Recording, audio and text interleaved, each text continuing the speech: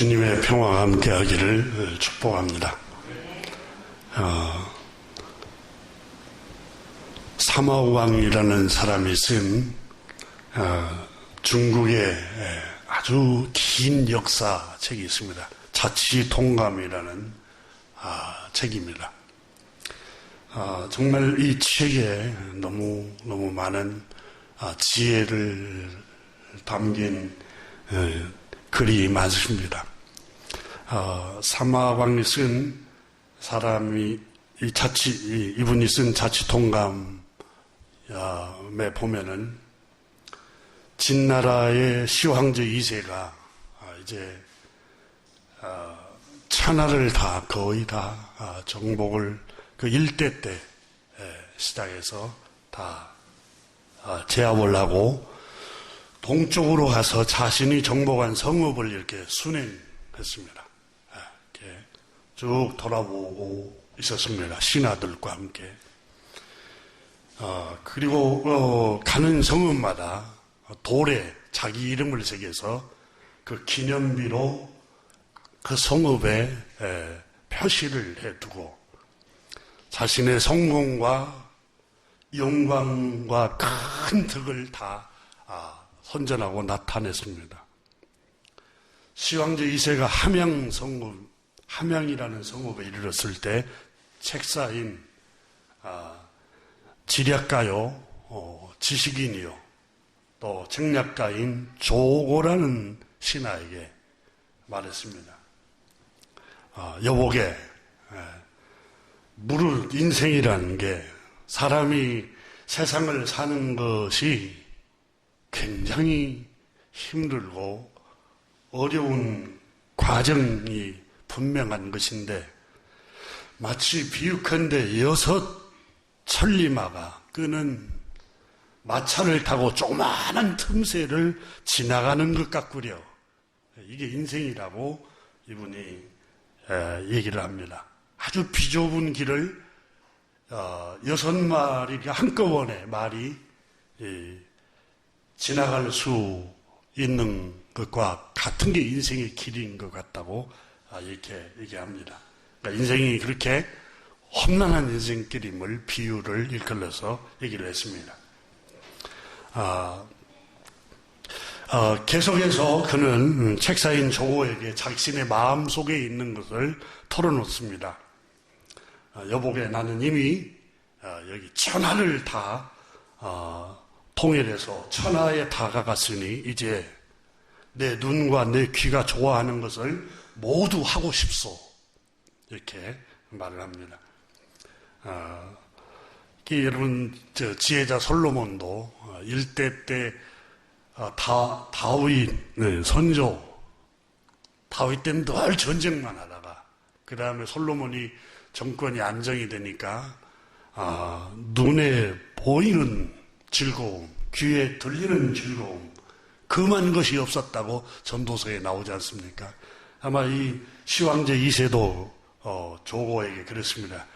나는 이미 천하에 다가갔으니 이제 내 눈과 내 귀가 좋아하는 것을 모두 하고 싶소. 마음에서 즐기는 것을 끝까지 하면서 나는 인생을 수명이 다할 때까지 즐기고 싶고 여생을 즐기고 싶소. 그런데 당신 생각에는 내가 그렇게 할 수 있겠소라고 묻습니다. 그러니까 그때 책사인 조고가 이 지혜자요, 지략가인 조고가 말을 합니다. 이것은 똑똑한 임금만이 실행할 수 있는 일입니다. 아둔하고 혼란한 군주는 금하는 것입니다. 비록 그렇다 하더라도 아직 할 수 없는 것이 있는데 임금님 신이 청하건대 한 말씀만 드리도록 허락해 주십시오. 말을 해라고 말을 합니다. 말을 해보시오. 그러자 책사 조고가 말했습니다. 천하를 다 얻었다고 하지만 임금님, 폐하께서는 지금 사람의 마음을 얻지 못했습니다. 땅덩어리는 얻었을지 몰라도 사람의 마음은 얻지를 못했습니다. 하북성에서 반란을 모의하는 것을 여러 공자들과 대신들이 하는 일이라고 모두 의심하고 있습니다. 또한 돌아가신 당신의 아버님 시황제가 임명한 신하들이 권력을 다 쥐고 있고 평생 당신의 아버님 곁에서 충성한 사람들이 기득권을 다 누리고 있습니다. 지금 임금님께서는 권자에 오르는 것 얼마 되지 않고 세상을 통치하는 데 있어서 서투르고 경험도 없는데 벌써부터 눈에 보이는 대로 귀에 들리는 대로 즐기고만 싶다고 하니 신은 몹시 원망스럽습니다. 세상을 통치하고 제압한 지가 얼마 되지 않았습니다. 그들 속에, 이 백성들 속에는, 나라를 빼앗긴 백성들 속에는 원망하며 불복하여 반란을 일으킬 걱정을 궁리를 하고 있는데 그런 대비는 하지 않고 신은 전전긍긍하고 있습니다. 반란이 일어날까봐, 또 이 나라가 든든히 서지 못할까봐, 얼마나 갈까 버티지 못할까봐 매우 두려워하고 있는데 폐하께서는 어찌 벌써부터 아니라고 태만한 생각에 빠져 놀 궁리만 합니까? 즐길 궁리만 하십니까? 이때 시황제 2세가 말했습니다. 그러면 내가 이를 위하여 어떻게 해야 하오? 길을 알려주시오. 임금님, 세상에는 다 때가 있는 법입니다. 시기와 때를 놓치면 다 잃어버립니다. 자치 동감의 역사책을 읽다가 이 부분에 가슴이 와닿았습니다. 인생은 시기와 때가 있습니다. 다 정말. 그 시기와 때를 놓치면 열매가 없습니다. 여러분, 농부가 봄에 씨앗을 뿌려야 할 시기에 한가히 놀고 있으면 가을에 거둘 것이 있겠습니까? 여러분, 청년기에 학생 때 가장 중요한 때, 이때는 씨앗을 뿌려야 할 때입니다. 노력하고 힘쓰고. 근데 이때에 놀 궁리만 하면은 인생의 열매를 거둘 것이 있겠어요? 이 조고라는 지혜자 책사가 아주 중요한 말을 했습니다. 임금님, 세상에는 다 때가 있는 법입니다. 서두르지 않아도 그럴 날이 올 것입니다. 이제 막 천하에 다가갔을 뿐인데 벌써부터 마음이 그렇게 느슨해지고 해이해져서야 되겠습니까? 시기와 때를 놓치면 다 잃어버립니다. 지금은 마음과 뜻을 굳게 하고 내가 무엇을 해야 할 때인지를 분별할 줄 알아야 그걸 누릴 수 있는 법입니다.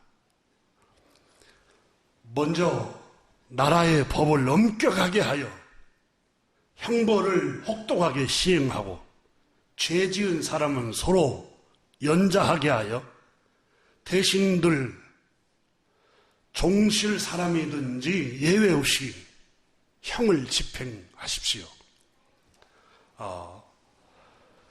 그리고 나라를 잃고, 천하가 통일됐기 때문에 나라를 잃고 거침없이 이리저리 떠도는 인재들, 그리고 백성들을 거두어 임용하고 가난한 사람들에게 온정을 베푸십시오.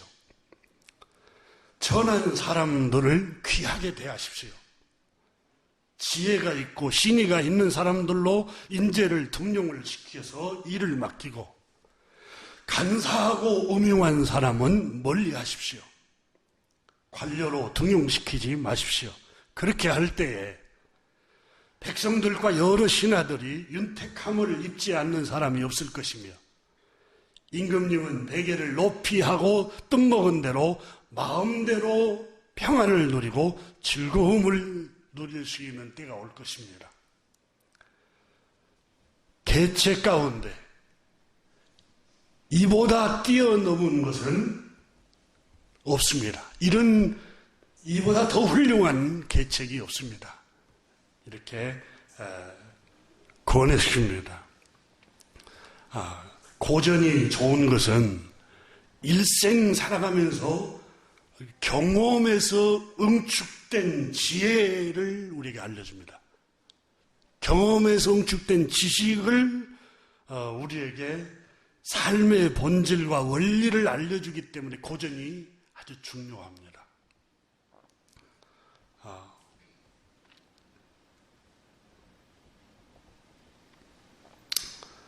책사인 지혜자인 조고가 진나라를 통일하는 진시황 2세에게 시황제 2세에게 겉으로는 진나라로 통일되어 천하가 하나 되었다 하지만 온 땅을 정복하였다고 하여 기념비를 세우고 다니고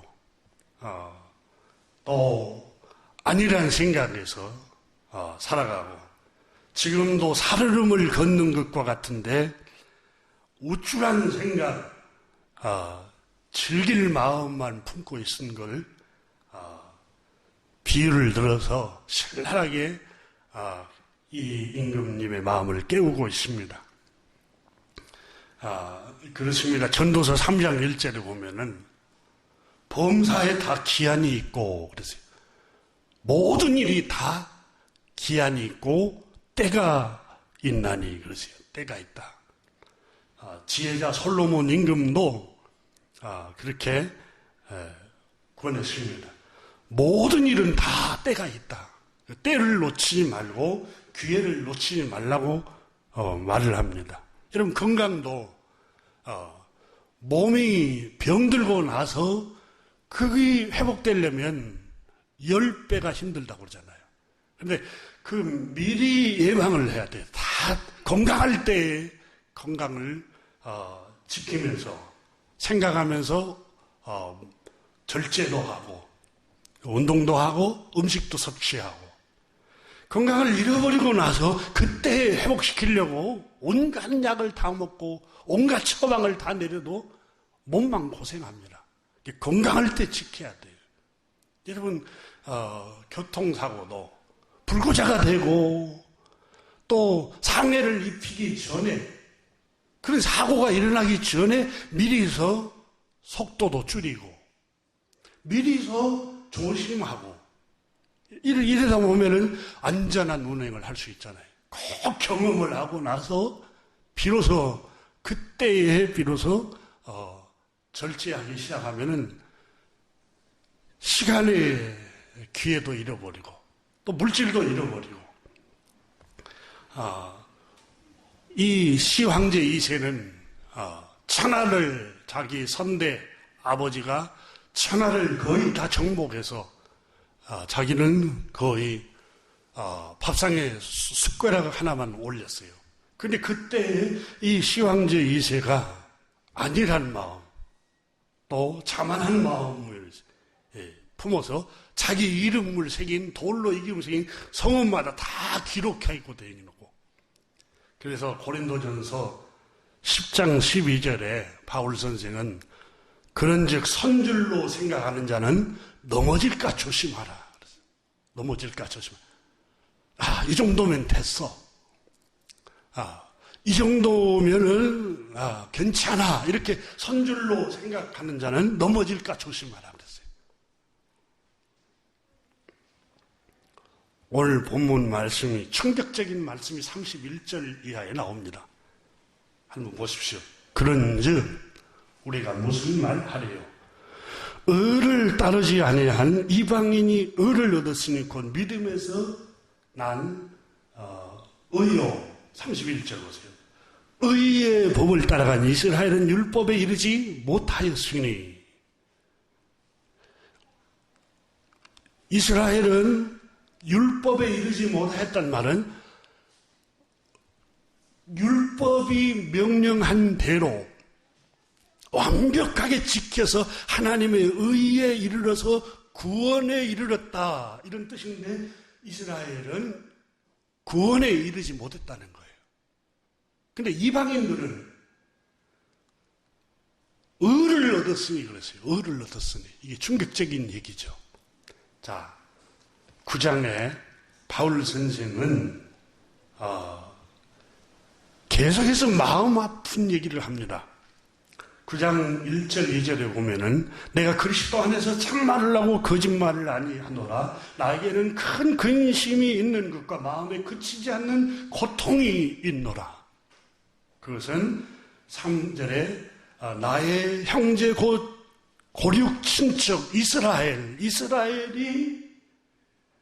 구원을 받기를 간절히 소원하는데 이스라엘 백성들이 그리스도를 알지 못하고 구원을 이루지 못하고 있다. 자, 그들이 어떤 사람이냐? 4절에 보니까 그들은 이스라엘 사람이라. 그들에게는 하나님의 백성이라 이름을 불러져 있는 양자됨이 있었고 예배의 영광이 있었고 율법이 그들에게 주어졌었고 약속이 있고 예배가 있었고 선지자들도 그들의 조상이었습니다. 자, 훌륭한 선조들을 두었고 하나님을 섬기던 백성들이었습니다. 그럼에도 불구하고 이스라엘은 하나님의 의에 이르지 못하고 영원히 구원을 받지 못하고 있습니다. 그런데 예배하지 않았고 율법도 주어지지 않았고 그들에게는 선지자도 없었던 이방인들은 하나님의 의에 이르고 말았고 오히려 선지자가 있었고 율법이 주어졌었고 예배를 드렸고 금식 기도를 했고 안식일을 지켰고 율법대로 할례를 행했고 10의 1조를 드렸고 시간을 정해놓고 늘 기도했던 이스라엘은 구원에 이르지 못하고 말았습니다. 지금 바울 선생은 굉장히 슬퍼하고 한탄하고 있습니다. 왜 그렇습니까? 32절을 보면은 어찌하여 그런 일이 일어났습니까? 이렇게 묻습니다. 어찌 그러하냐? 이는 그것은 그들이 믿음을 의지하지 않고 행위를 의지함이라. 이렇게 그래서 부딪힐 돌에 부딪혔느니라. 돌에 부딪혀서 넘어졌던 걸 비유를 들었습니다. 사람이 길을 가다가 거친 돌에 걸려서 넘어진 것처럼 이스라엘은 부딪힌 돌에 걸려 넘어져 버리고 말았습니다. 그러니까 이스라엘이 구원을 받지 못하고 넘어진 이유가 뭡니까? 바로 율법의 행위로 나는 의로워질 수 있다라는 그 돌에 부딪히고 말았다. 그 말입니다. 유대인들이 32절에서 기록된 바 보라 내가 걸림돌과 거치는 바위를 시온에 두노니 시온에 둔다는 말은 이스라엘 백성들 가운데 두었다 그 말이에요. 그들은 걸림돌과 거치는 바위에 넘어져 버렸어요. 걸림돌과 거치는 바위는 비유로 들었는데 걸림돌과 거치는 바위돌이 뭐였느냐? 32절에 설명합니다. 그들이 믿음을 의지하지 않고 행위를 의지합니다. 행위를 그러니까 자기들은 행위로 의로워질 수 있다라고 생각한 것 때문에 넘어지고 말았다는 겁니다. 다시 말하면 자신들의 선행, 경건, 기도생활, 금식기도, 철야기도, 11조, 헌금생활 교회에 충성하는 거, 헌신하는 거, 이것에 의가 되어서 그들은 부딪히는 돌에 완전히 넘어지고 말았다는 거예요. 그리고 그런 헌신과 그런 종교적인 행위를 의롭게 생각하는 그것이 거침돌이 되었고 넘어지는 돌이 되어버렸다는 거예요.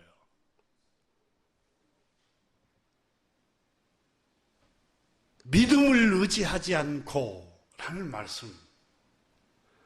인간의 힘으로는 하나님의 의에 이를 수가 없다라는 사실을 깨닫지 못했다는 거예요. 다시 말하면 자신들이 율법의 행위로 의에 이르려고 했던 것은 내가 누구인지를 깨닫지 못했다는 거예요. 어떤 존재인가? 인간이란 어떤 존재인가? 나는 율법을 가진 존재야. 우리 선조는 훌륭한 선지자들이 있었어. 우리에게는 예배가 있었어. 하나님의 영광이 우리에게는 있었어. 나라는 존재는 훌륭한 가문의 아브라함이 우리의 선조야. 이렇게 자기가 누구인 줄을 모르는 거예요. 자기가 누구인 줄을. 여러분, 창세기가 인간이 어떤 존재인가를 가르쳐 줍니다. 인간은 여러분 창세기 6장과 8장에 어려서부터 악한 사람들이에요. 어려서부터. 창세기 3장에는 아담과 하와가 범죄하잖아요. 그 후에 모든 후손들은 죄가 유전이 되고 죄의 종이 되어버렸잖아요. 바울 선생이 로마서 7장에 내 안에 선한 것이 없나니 내 안에 죄가 함께 거하는도다. 그래서 인간이 어떤 존재냐? 죄가 우리 안에 들어있어요. 기계로 말하면 고장난 기계입니다. 하나님의 형상을 잃어버렸어요. 그래서 바울 선생은 로마서 6장에 죄의 노예가 되어버렸다. 죄의 노예란 게 뭐예요? 죄에 묶여 있어서 여러분 개가 목줄을 매가지고 주인이 끌고 가는 대로 끌려가잖아요. 주인의 노예예요. 동물이. 노예라는 말이 그 말이에요. 딜러스라는 종은 목줄에 매가지고 끌고 가는 대로 가는 거예요. 이 죄라는 게 여러분 추상적으로 표현했지만 에베소서는 마음이 원하는 대로 육체의 정욕과 안목의 정욕, 이생의 자랑, 욕정이 끌린 대로 욕정이라는 죄가 모든 인간을 다 끌고 다녀요. 내가 욕정이 올라오는 대로 그냥 따라가는 거예요. 그냥. 욕심이 올라오는 대로 그냥 끌려다니는 거예요. 모든 죄, 아담과 하와 이후의 사람들은 바로 이 죄로 타락되어 있어요, 지금. 왜 우리는 욕정에 끌려가는 대로 끌리지 않고 이렇게 경건하게 살 수 있습니까? 예수 그리스도 안에서 우리가 새롭게 지금 지음받고 있기 때문에 그렇습니다. 새롭게. 창세기 1장 27절을 보면은 하나님이 자기 형상 곧 하나님의 형상대로 사람을 당신의 모습대로 창조하셨고 영원히 살 수 있도록 영생하는 존재로 지었다고 기록되고 있습니다. 그런데 범죄한 이후에 생명나무에 접근하지 못, 영생하는 나무에 접근하지 못하도록 창세기 3장에 그룹들, 천사들로 하여금 지키게 했어요. 영생하지 못하도록. 그리고 너는 흙이니 흙으로 돌아갈지니라 하고 죄값으로 사망을 선언해버립니다. 하나님께서. 인류의 조상 아담과 하와가 범죄한 이유는 여러분 창세기를 이렇게 읽고 묵상하다 보면은 사단이 유혹을 했다. 물론 그런 점도 있습니다. 근데 또 하나 우리가 이렇게 섬세하게 살펴 관찰해 보면은 감사하지를 못했습니다. 감사하지를. 여러분, 선악을 알게 하는 그 열매 외에는 각종 실과가 모든 걸 다 자유하면서 누리면서 살아라. 그 감사하지를 못해. 그 많은 걸 감사하지 못하고 못하게 하는 계명, 그 계명 하나.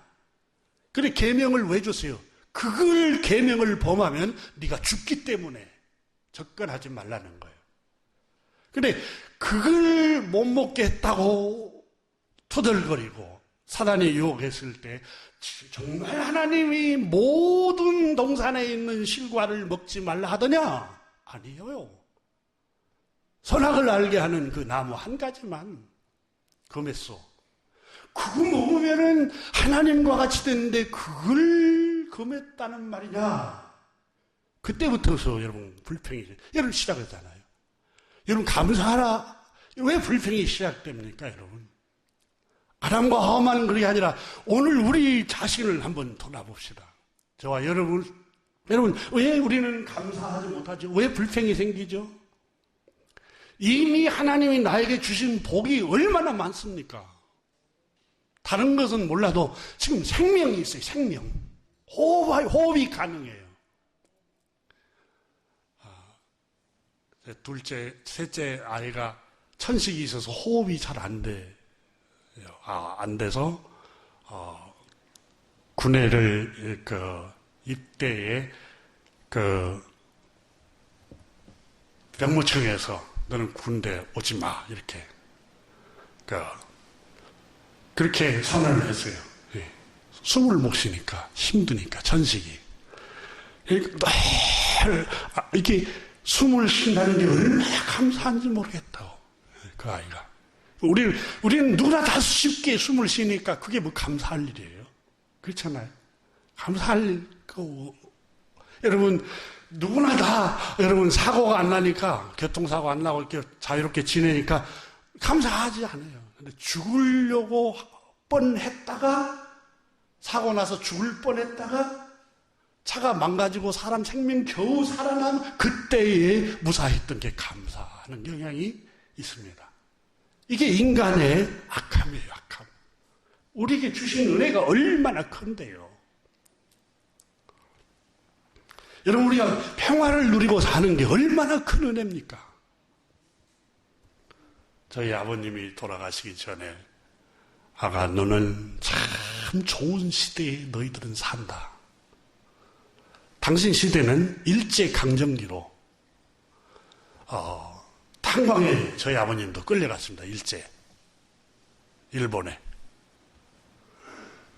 그래서 탄광 지하에서 엄청 깊이 속에서 그 석탄을 캐고 죽도록 고생해서 그 못 견뎌서 도망치기도 하다가 잡히기도 하고, 그리고 해방이 되고 얼마 있으면 또 6.25가 일어났어. 수많은 사람들이 죽어갔어요. 무슨 이게 그때 당시는 뭐 시대가 그랬어요. 시대가 모든 시대에 그때 태어난 사람들은 거의 다 일본 징용으로 끌려가고, 그리고 6.25 때 피난 안 간 사람이 누가 있어요? 다 그때 다. 그리고 또 지금 60, 70, 80대 되시는 어르신들은 우리나라에 산업을 일으켰잖아요. 그때 무슨 학교를 간 사람이 거의 없어요. 없을 정도로 거의 다 부잣집 아니면 거의 다 공장으로 갔죠. 공장으로. 지금은 어때? 지금 살고 있는 MZ 세대들 너무너무 훌륭한 시대에, 좋은 시대에 태어나서 고생도 모르고 지금입니다. 그래서 위험이 얼마나 무서운지, 전쟁이 얼마나 무서운지, 궁핍이 얼마나 무서운지, 가난이 얼마나 무서운지도 몰라요. 자기 경험을 안 해봐서. 그리고 비교만 합니다. 비교. 저 집은 더 큰 집에서 살고, 더 좋은 자동차를 타고 다니고, 더 연봉을 더 많이 받고, 늘 비교하면서 불평만 하고, 원망만 하고, 왜? 은혜를 몰라요, 은혜를. 여러분, 로마서 1장의 바울 선생이 감사치 아니한 것 때문에 인간이 타락이 온다고 그러잖아요. 하나님을 경외하지 않고 감사할 줄 모르니까 늘 불평이 나오는 거예요.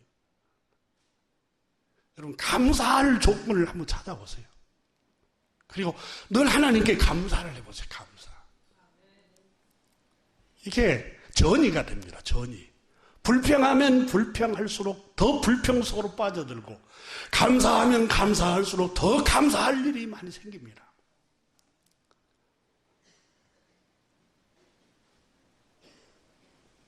아담과 하와는 감사할 줄 모르고 늘 불평하다가 죄에 빠지고 말잖아요.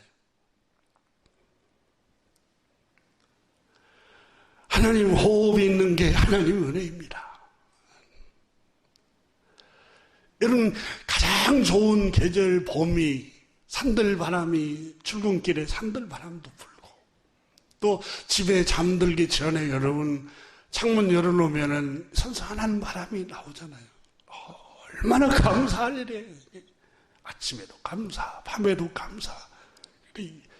제가 제 아내한테 여러분 감사만, 지금 여름이라고 생각해 보라고.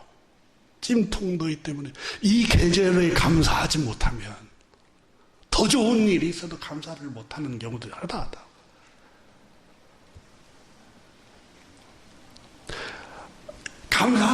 감사는 여러분 더 큰 행복을 불러옵니다.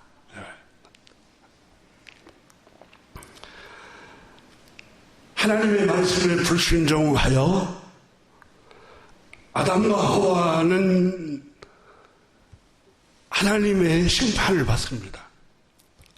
제일 먼저는 인간과 인간의 불화가 생깁니다. 불화가. 성경에. 아담과 하와가 범죄한 후에 너 왜 범죄했느냐?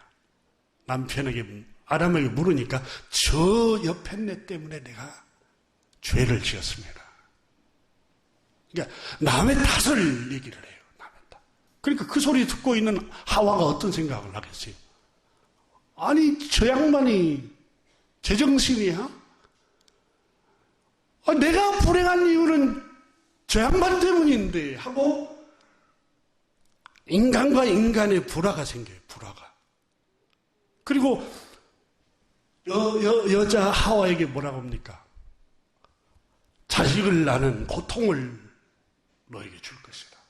거기 자식만 낳는 해산의 고통만이 아니에요. 자식을 낳고 양육해 가면서 겪는 고통을 말해요. 다 전부. 하나님, 인간과 인간, 부모와 자식 간의 원수가 돼가지고 지내는 경우들이 종종 있잖아요. 자식이 부모를 살해해버리고. 이게 여러분 인간이 지은 죄에 대한 하나님의 심판이에요. 심판. 그리고 가인이 자기 동생 아벨을 쳐 죽이잖아요. 살인이 일어나잖아요. 아담과 하와가 범죄한 이후로 서로 적대감, 미움, 시기, 그리고 정복하고 압제하고. 생각해 보세요. 저 우크라이나와 러시아가 혈통적으로 가까이에 있는 국경은 다 한 족속이라고 그러잖아요. 근데 서로 죽이고 있잖아요. 서로 죽이고. 죄를 범한 인간의 그 탐욕과 죄악 때문에 하나님이 인간과 인간의 그 갈등 관계, 그게 죄의 심판이에요.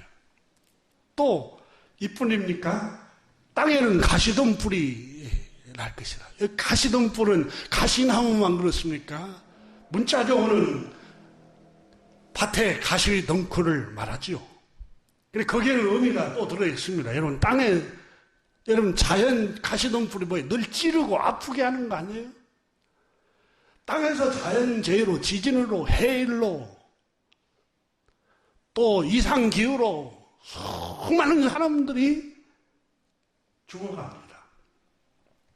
이렇게 죄에 대한 하나님의 심판은 엄혹합니다.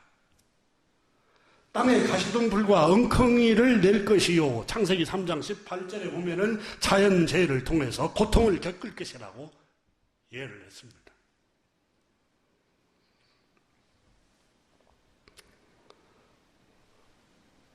그리고 마침내 심판은 창세기 3장 22절부터 24절에 영생하는 나무, 생명나무에 접근하지 못하도록 하나님께서 금해버립니다.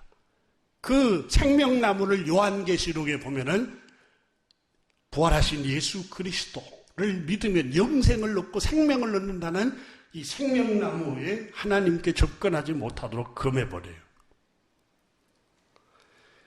그리고 영생하도록 창조했는데 노아 홍수 전까지는 거의 1000년을 살았습니다. 죄를 범한 후로도. 노아 홍수 이후에 인간의 수명이 120명으로 갑작스럽게 단축이 되어버립니다. 그래서 이사야 9장 2절에 사망에 그늘진 땅이다 이렇게 표현했습니다. 시편 107편 10절에는 사람이 흑암과 사망의 그늘에 앉으며 곤고와 쇠사슬에 매임은 하나님의 말씀을 거역하며 지존자의 뜻을 멸시합니다.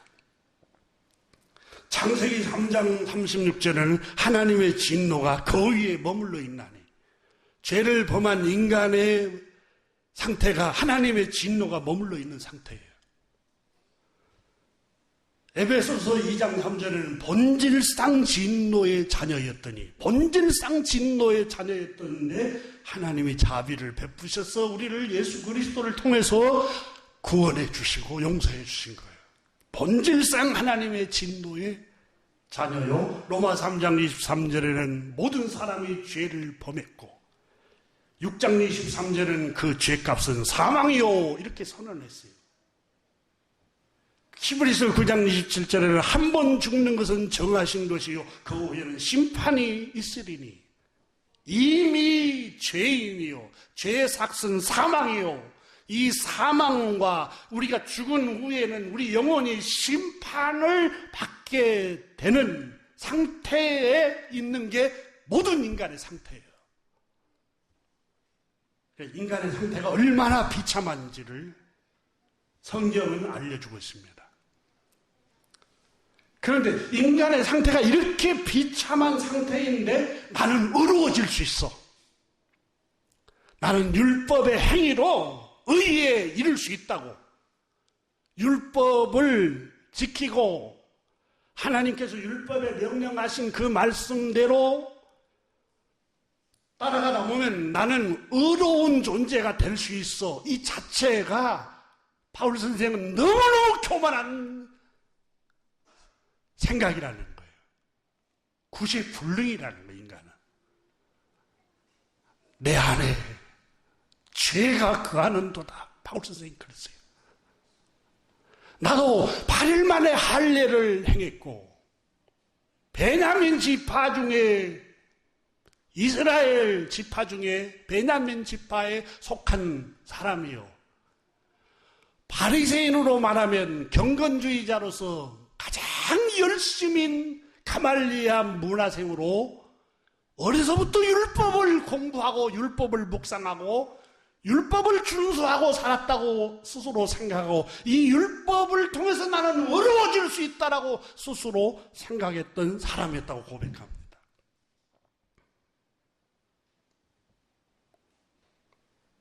그런데 바울 선생은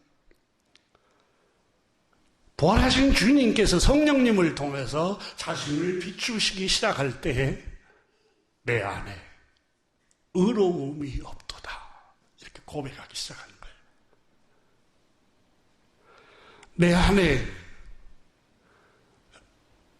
죄가 함께 거하고 나는 죄의 노예로 살아가고 있음을 고백합니다. 이렇게 고백했어요.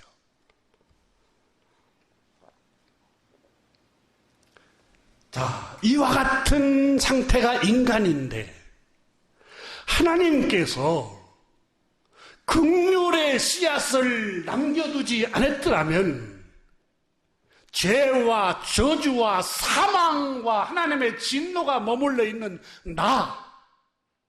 죄를 범한 벌써 하나님의 진노로 부숴버릴 수도 있는데 하나님의 긍휼의 씨앗 때문에 내가 부서지지 않고 구원받는 사람으로 하나님의 은혜를 입혀주었습니다. 이렇게 고백하고 있는 겁니다.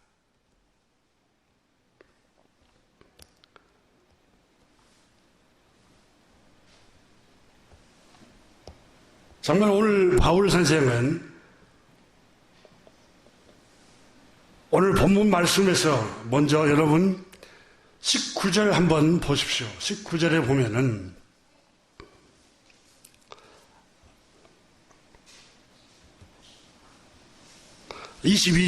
22절 함께 봅니다.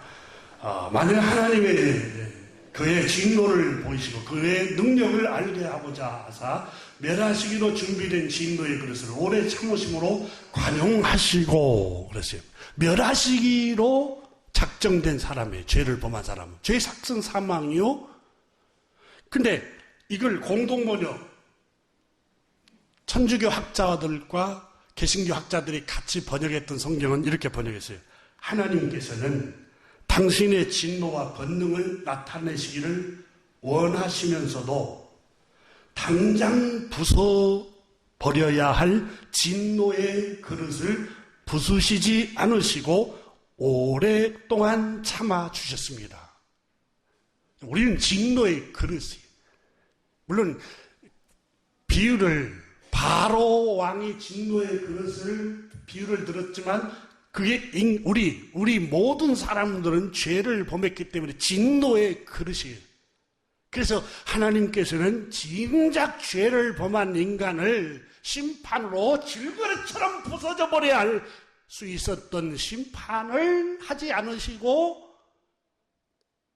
우리가 이렇게 온전하게 있었던 것은 하나님이 오래 참아주셨기 때문에 오늘 우리가 여기 있는 것입니다. 우리가 마음이 완악하고 죄의 노예가 되어서 우리 안에 죄가 끌고 가는 대로 살아갔음에도 불구하고 우리가 이렇게 지금 있는 것은 하나님의 진노로 하나님의 권능으로 진작 부서져 버려야 했을 저주와 심판받아야 했을 우리에게 하나님이 오래 참아주셨던 것입니다. 바로 우리가 주님께로 돌아오기를 기다리면서 죄를 버리고 하늘 아버지께로 돌아오기를 간절히 기다리고 계시는 아버지께서 기다리고 있는 것입니다. 바울 선생께서는 이스라엘 자기 동족 유대인들은 율법을 가지고 있으면서도 율법이 말하는 바를 깨닫지 못하고 율법이 말하고 지시하는 바를 알지 못한 것을 무척 안타까워하고 있습니다. 그들은 율법을 갖고 살았어요. 성경을 가지고 살았어요. 예배당에서 살았어요. 기도하면서 살았어요. 종교적으로 살았어요. 그럼에도 불구하고 그들은 율법을 통해서 말하려고 하는 하나님의 뜻을 깨닫지를 못하고 있는 거예요. 오늘날 똑같아요. 교회 안에서 살고 있어요. 모태신앙이에요. 3, 4대째 믿고 있어요. 금식기도도 해요. 11조도 바쳐요. 교회 충성도 해요. 집을 팔아서 건축원금도 했어요. 그런데 하나님께서 말씀하시려고 하는 그 뜻을 알지 못하고 종교적으로만 광신자가 되어서 열성을 바치는 한국 교회 모습을 한번 성찰해 봐야 돼요. 바울 선생은 유대인들이 율법을 행함으로써 자신이 하나님 앞에서 의로워질 수 있다라고 구원받을 수 있는 하나님의 백성이라고 자부하고 있었던 것을 슬퍼하고 있는 거예요. 그래서 로마서 저 앞장 이미 설명했습니다. 3장 19절에 보면은 우리가 알거니와 물은 율법이 말하는 바는 율법 아래 있는 자들에게 말하는 것이니 이는 모든 입을 막고 온 세상으로 하나님의 심판 아래 있게 하려 함이라. 나는 하나님의 심판받아야 할 죄인이구나. 이걸 깨닫게 하고 이걸 느끼게 하는 게 율법인데 나는 율법을 행했어. 난 안식일을 지켰어. 나는 금식 기도를 일에 2번씩 한 사람이야. 우리에게는 예배가 있어. 이방인들하고는 차원이 달라. 가문이 있는 집안이야. 이렇게 율법으로 하나님의 의를 이루려고 했던 유대인들이 율법이 말하는 바는 모든 입을 막고 온 세상으로 하여금 하나님의 심판 아래 있게 하려 합니다. 나는 심판받아야 할 죄인이구나. 이 율법을 묵상하고 율법을 읽으면 읽을수록 내가 죄인이구나. 이걸 깨닫게 하는 게 율법의 본래 목적인데, 그리고 로마서 3장 19절에 그러므로 율법의 행위로 그 앞에 의롭다 하심 얻을 육체가 없나니 율법으로는 죄를 깨달음이니라. 근데 율법을 통해서, 자 오늘 본문 보세요. 9장 32절에 어찌 그러하냐. 이는 그들이 믿음을 의지하지 않고 행위를 의지함이라. 율법의 행위를 통해서 의로워지려고 한 것 때문에 이스라엘 백성들은 돌에 부딪혀서 넘어지고 말았다, 그 말입니다. 그러면서 10장에 가서 또 반복이 돼요. 10장 2절에 보면은 내가 증언하노니 그들이 하나님께 열심은 있었으나 올바른 지식을 따른 것이 아니니라. 또 그렇게 얘기를 하고 있어요.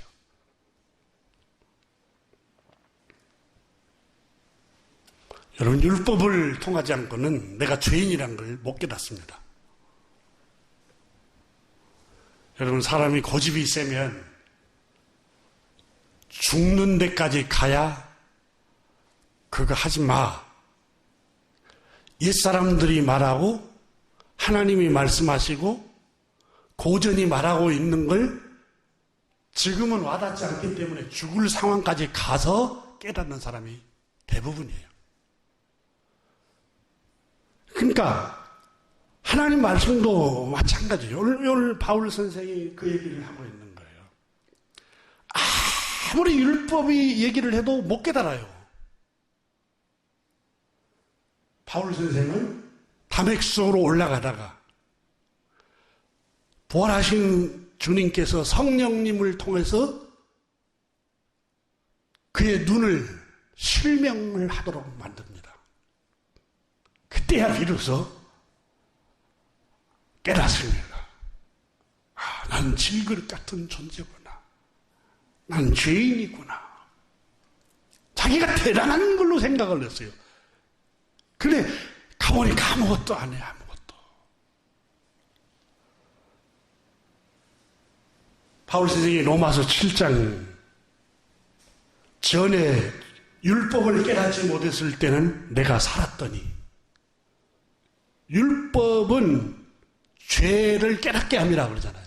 내가 죄인이라는 사실을 깨닫게 하는데 율법을 깨닫지 못했을 때는 내가 죄인이라는 걸 못 느껴요. 그러니까 다들 교만하고 거만하고 나는 금식기도 한 사람이야. 나는 하나님께 헌신된 사람이야. 나는 온전한 11절을 드리고 나는 안식일을 지키는 사람이야. 우리 아버지, 우리 어머니가 얼마나 예수를 잘 믿는 사람인 줄 알아? 나는 그 가문의 자녀야. 이런 의로운 교만에 빠져가지고 자기를 알지 못했어요. 근데 바울 선생이 율법을 깨닫지 못했을 때는 내가 살았더니, 정말 율법을 깨닫는 사람은 교만한 사람들께 다른 사람들을 없이 여기지 않습니다. 다른 사람을 존중합니다. 타인을 존중해요. 내가 죄인이라는 거 아니까. 여러분, 가나마다 현장에 잡힌 여자에게 돌로 치려고 할 때 너희 중에 죄 없는 자가 돌로 치라. 땅에 주님께서 글을 쓰시니까 어른들, 인생을 오래 산 어른들부터서 나이 많은 사람들부터 다 돌을 내려놓고 돌아가잖아요.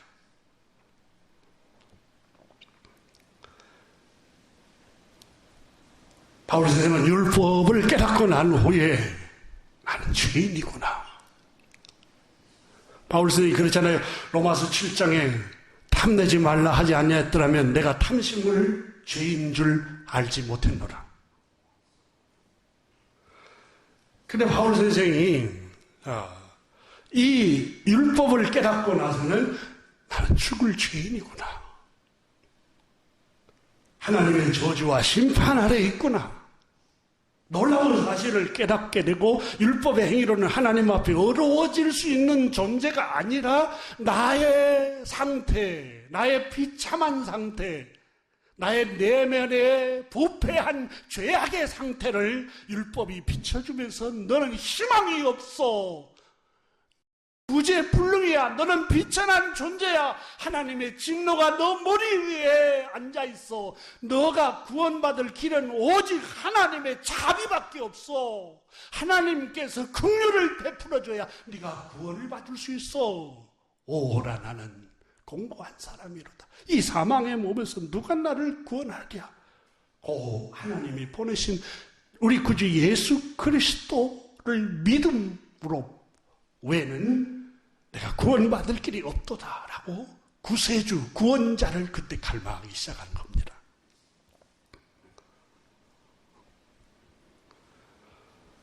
오늘 성경에 여러분 이스라엘 사람들은 바울 선생이 고백했습니다. 9장 앞부분에서 우리는 하나님을 섬기는 영광이 있는 백성이야.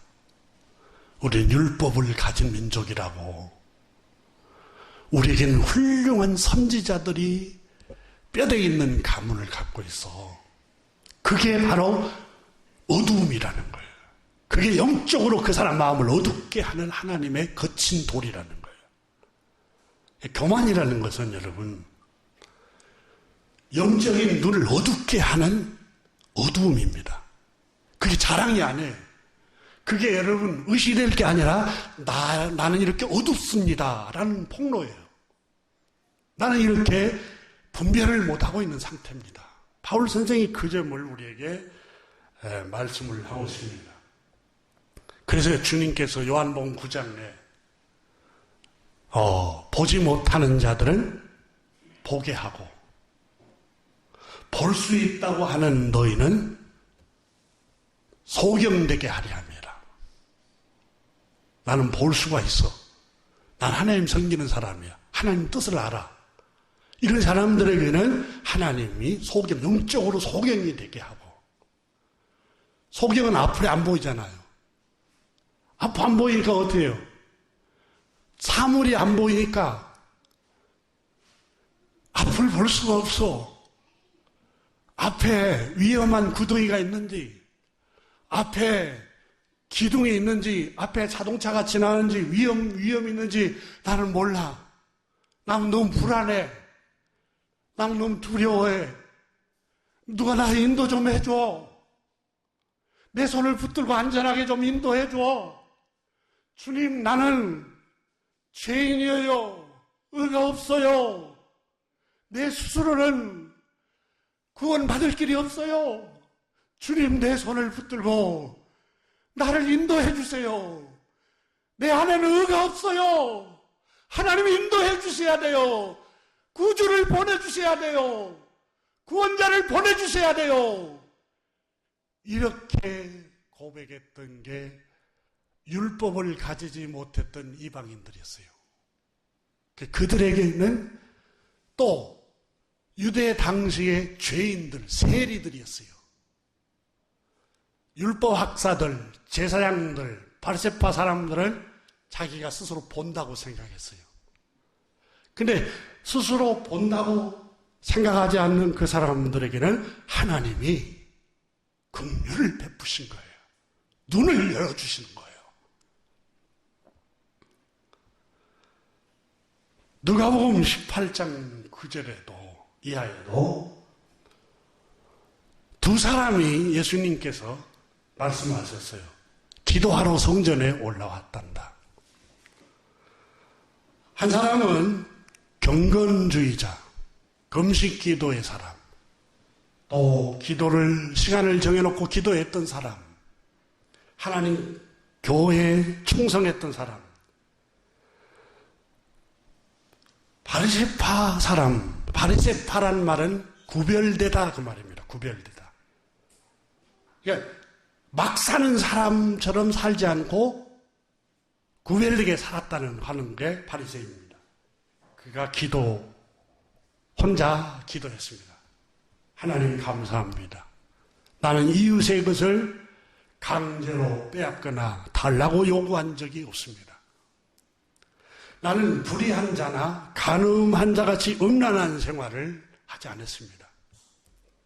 주님, 나는 세리와도 같지 않습니다. 나는 1회에 2번씩 시간을 정해놓고 금식기도 했습니다. 주님 기억하시죠? 내가 그 배가 쪼르륵 소리 나고 고통스러울 때도 금식을 했던 거 기억하시죠? 내 모든 쓸 것이 필요한데도 온전한 10의 1조를 떼먹지 않고 했습니다.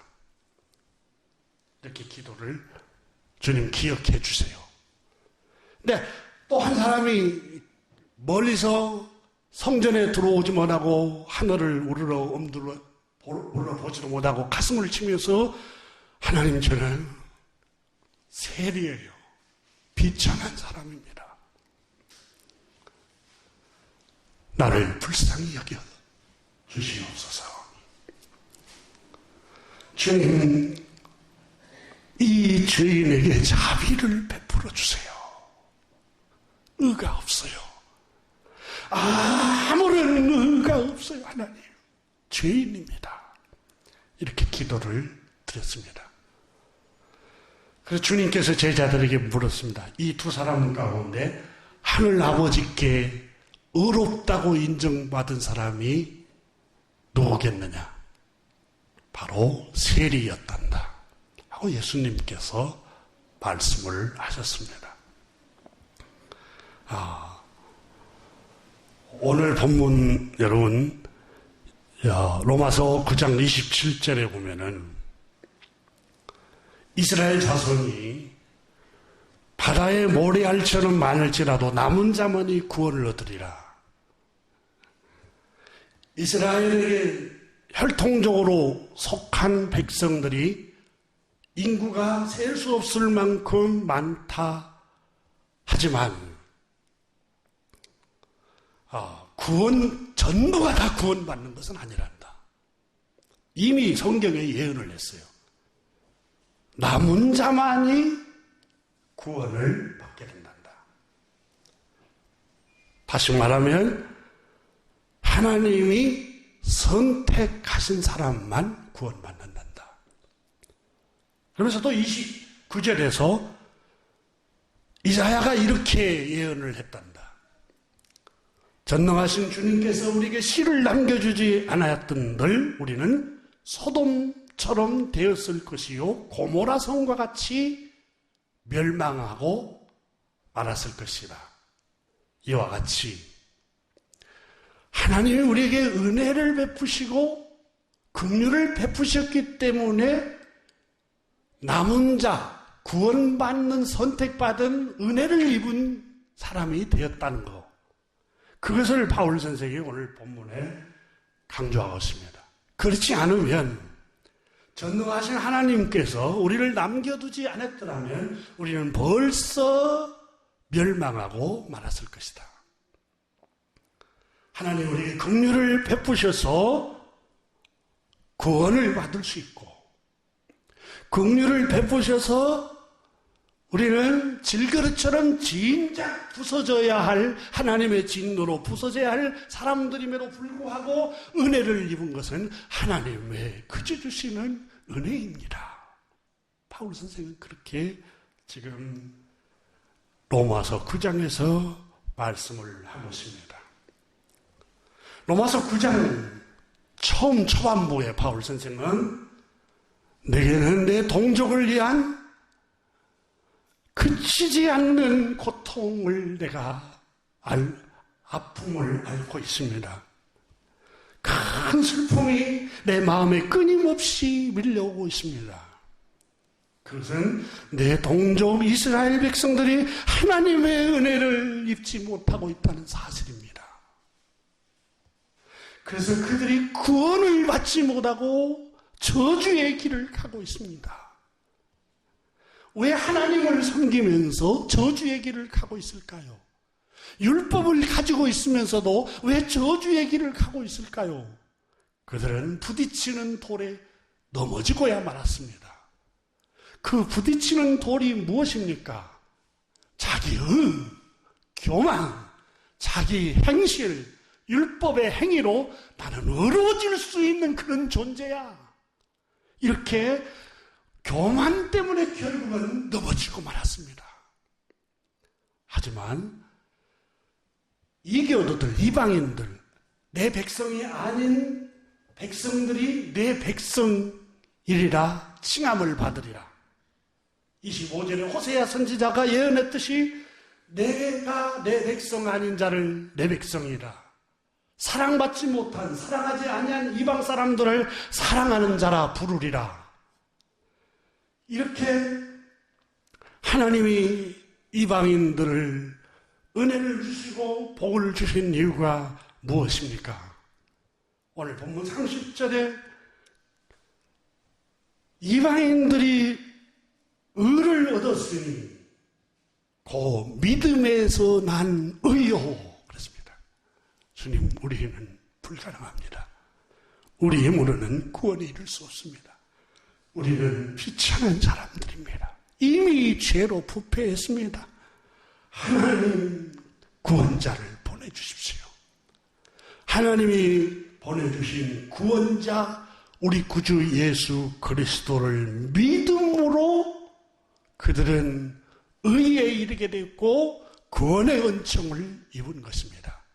하지만 이스라엘은 율법을 가지고 있으면서도 하나님을 섬기는 영광을 가지고 있고 예배가 있었고 하나님의 선지자들이 있었음에도 불구하고 그들은 구원에 이르지 못하고 말았습니다. 왜 그랬습니까? 그들은 믿음을 의지하지 않고 행위, 자기의 율법의 행위로 의로워질 수 있다라고 생각한 그 교만 때문에 내 동족 이스라엘이 구원에 이르지 못하고 망하고 말았습니다.